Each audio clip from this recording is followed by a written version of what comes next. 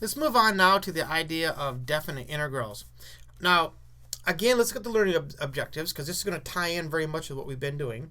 The first thing is I want to understand the connection between a Riemann sum and a definite integral. This is a very, very important connection. This basically expands on what we were doing. I want to be able to evaluate a definite integral using limits. And I want to evaluate a definite integral using properties of definite integrals and understand the concept of what it means to have a net area. Now, we looked at Riemann sums with the idea of summing up the area of a bunch of rectangles. That's what we did previously in this previous section. There, we looked at the idea of a left endpoint, a right endpoint, and a midpoint for the sum.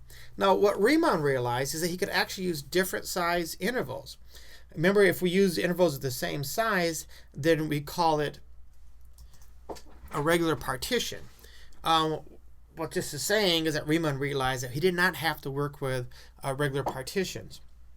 These idea of uniform intervals are simply really not needed in the limit.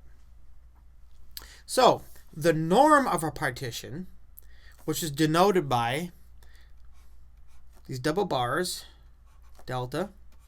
Now, sometimes some texts may use a single bar like this, like an absolute value, or just simply the delta by itself to represent the norm of the partition. It varies from textbook to textbook.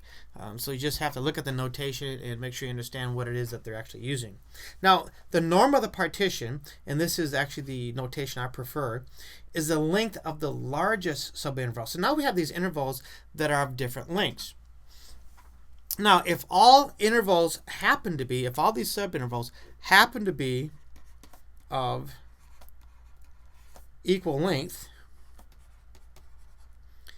then the partition is said to be, like we said earlier, regular.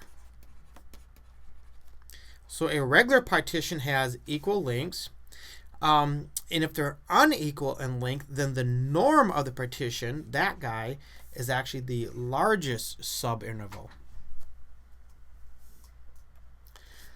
Okay, so let's take a look at definition here of the area of the region in a plane. So let's let f be continuous and non-negative on AB. So in other words, I have, like I've been drawing as example, some function that goes from A to B. It's continuous and non-negative, meaning all values of f are above the x-axis. Now the area of the region bounded by f and the x-axis, so f and the x-axis between x equals A and x equals B.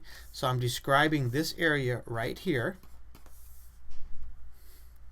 is the limit as n goes to infinity, k equals 1 to n of, right here's my sum that we used earlier to try to approximate it, f of x sub k star, that's any value in the kth interval.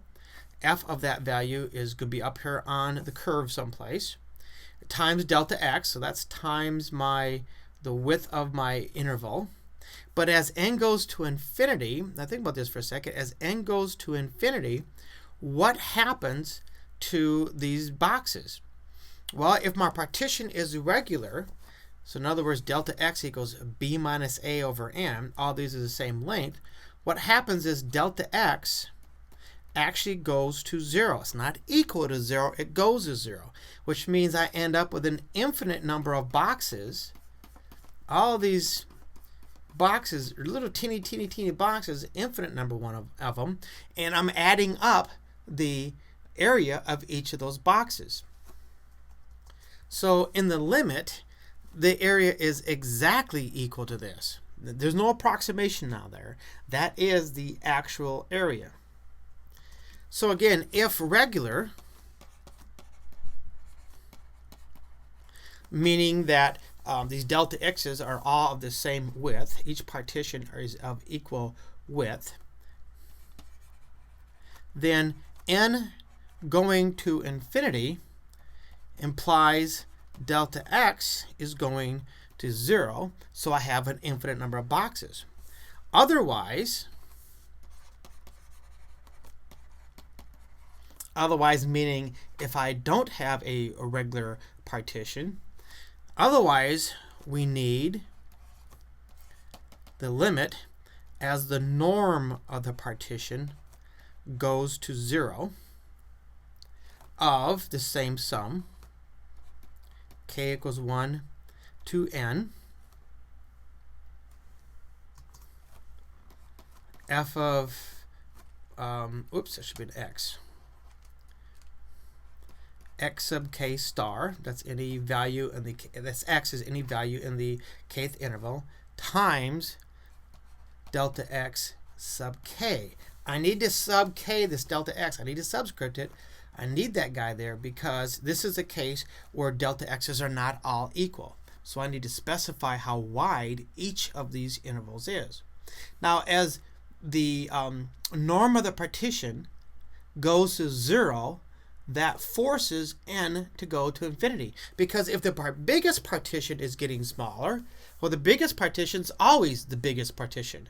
So if the biggest partition is going smaller, that's the only way that can happen is if every other partition is getting smaller, smaller, smaller, smaller. So the number of partitions must be going to infinity. Let me write that down here. I'm going to say the largest partition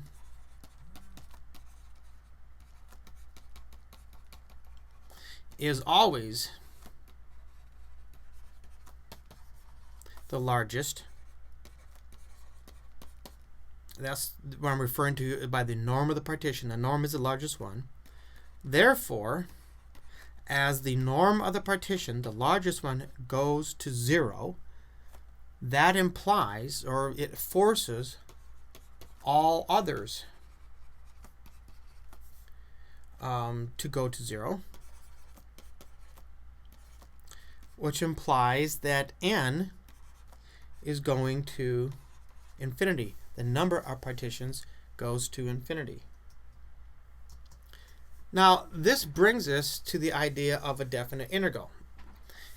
If f is defined on the closed interval ab, and this limit that we just defined as the norm of the partition goes to 0 of the sum k equals 1 to n of f of x sub k star times delta xk.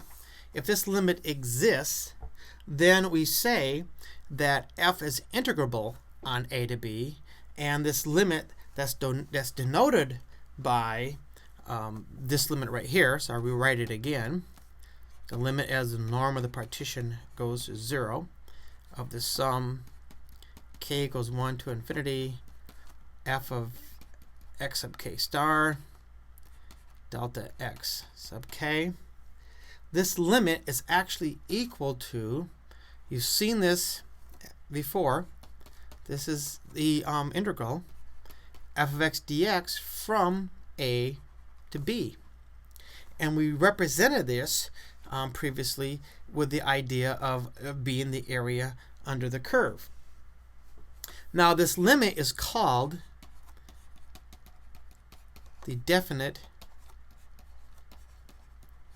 integral.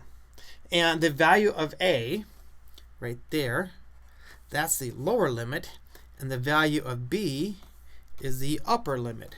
So again, with that same picture I've been drawing, the function is continuous from a to b. A is the lower limit, right there, and b is the upper limit, right there. Now here's a quick theorem. If f is continuous on AB or has a finite number of discontinuities on AB, then f is integrable on AB. So if it's continuous or there's a finite number of discontinuities, then it is possible to actually find the integral of f on a to b.